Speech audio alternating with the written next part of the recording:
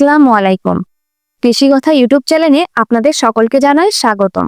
আপনি কি ঢেঁড়স চাষ করতে চান? আজকে দেখব কিভাবে বীজ থেকে চারা তৈরি করে সহজে ঢেঁড়স চাষ করা যায়। ঢেঁড়স একটি জনপ্রিয় সবজি যা সারা বছরই চাষ করা যায়।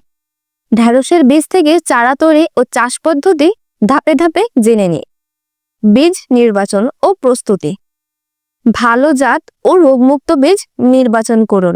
বীজের অঙ্কুরিত হার বাড়াতে বীজ 8 থেকে 12 ঘন্টা পানিতে ভিজিয়ে রাখুন। চাইলে বীজ শোধনের জন্য ট্রাইকোডার্মা বা হালকা গরম পানি ব্যবহার করতে পারেন।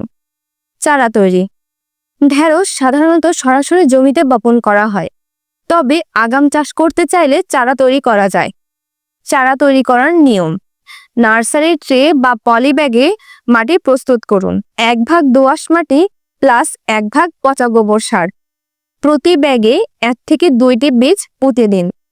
5 থেকে 7 দিনের মধ্যে চারা গজাবে। চারা গজানোর 15 থেকে 20 দিন বয়সে রোপণের উপযুক্ত হয়। জমি প্রস্তুতি। জমি 2 থেকে 3 বার চাষ দিয়ে ঝুরঝুরে করে নিন। আগাছা ও পানি জমা রোধ করতে হবে। সার ব্যবস্থাপনা।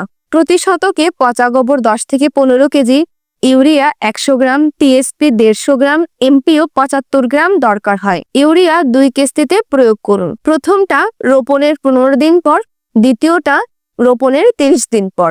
রোপণ পদ্ধতি: গর্ত থেকে গর্ত 30 থেকে 40 সেন্টিমিটার দূরত্বে রাখুন। সারি থেকে সারি 60 সেন্টিমিটার দূরত্বে। প্রতি গর্তে 2টি বীজ বা 1টি চারা রোপণ করুন। রোপণের পর হালকা পানি দিন। পরিচর্যা: নিয়মিত আগাছা পরিষ্কার করুন।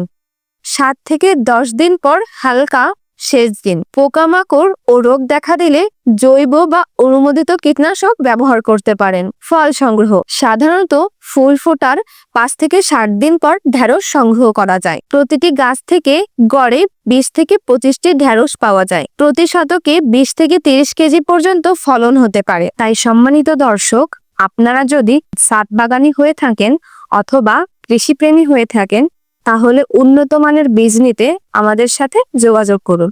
যোগাযোগ করতে স্ক্রিনে দেখানো নাম্বার অথবা আমাদের ওয়েবসাইট www.sikdarseeds.com ভিজিট করুন। সম্মানিত দর্শক, সবাই ভালো থাকবেন, সুস্থ থাকবেন, কৃষি ও কৃষকের সঙ্গে থাকবেন। আসসালামু আলাইকুম।